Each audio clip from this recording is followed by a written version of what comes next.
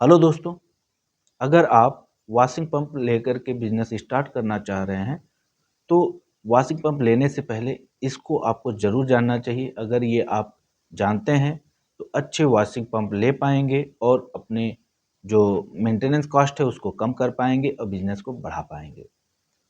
क्योंकि washing pump भी बहुत टाइप के आते हैं, नॉर्मल में भी और हाई प्रेशर में भी। अब बात करें कि हाई प्रेशर कार वाशर क्या है और नॉर्मल प्लंजर वाशर क्या है। प्लंजर में वो होता है जो पिस्टन से ऑपरेट होता है और ये मैनुअल होता है। सबसे बड़ी बात है कि मैनुअल ऑपरेशन इसमें होते हैं।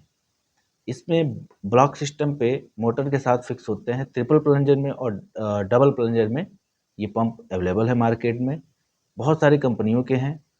लेकिन ये जो पंप हैं ये रिलायबल हैं, मेंटेनेबल हैं।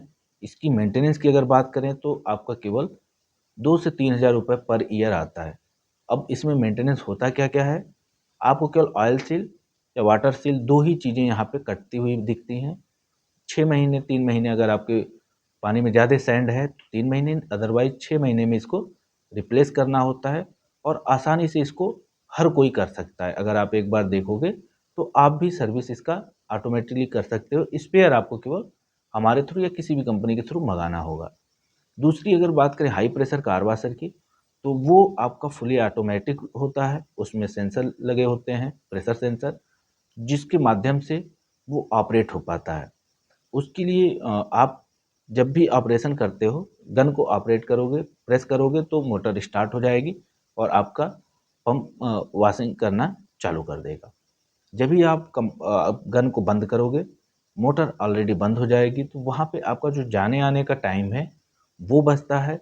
और दूसरी बात करें तो ये आपको इलेक्ट्रिसिटी भी कम कंज्यूम करता है एज कम्पेयर टू नॉर्मल हमारा जो वॉशिंग प्लंजर होता है।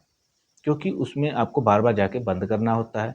वहाँ पे हमारा पानी का भी ज़्यादा नुकसान हो पाता है, यहाँ पे पानी भी कम नुकसान होता है। प्रेशर की अगर बात करें तो आपका हाई प्रेशर कार वाशर में ज़्यादा प्रेशर होता है, 2000 PSI तक का होता है।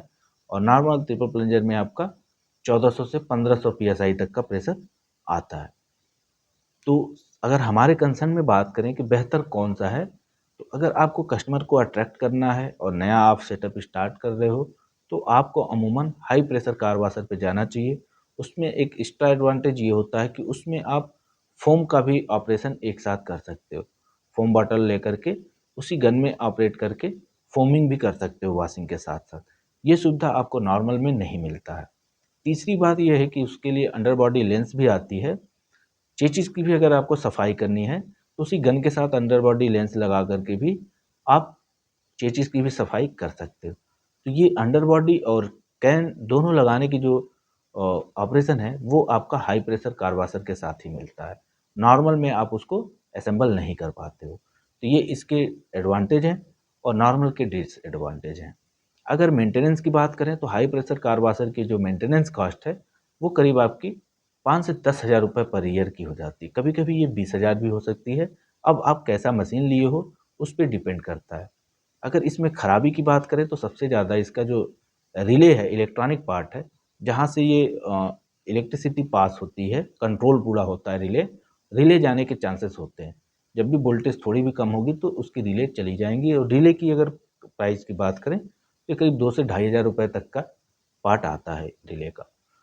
तो सबसे ज़्यादा रिले ही नुकसान करता है। और दूसरा गन, गन का भी अगर आप ऑपरेट करने में प्रॉब्लम दे रही है तो गन भी आपको हर 8 महीने 1 साल में चेंज करना होता है। तो ये दो हिडन जो कास्ट होती हैं ये हाई प्रेशर कार वाशर के साथ होती है।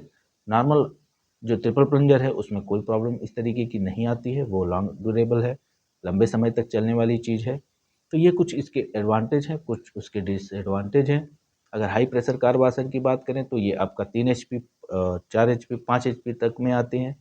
हमें क्या रिकमेंड करना चाहिए कि 4 HP तक का आप high pressure car washer commercial purpose का लें तो आप एक बेहतर वाशर परचेज कर पाएंगे और अपने कस्टमर को भी अच्छा एक्सपीरियंस दे पाएंगे। तो आई होप कि ये कंटेंट आपको अच्छा लगा हो। तो सब्सक्राइब करें चैनल को। Thank you to all my viewers, best wishes to you.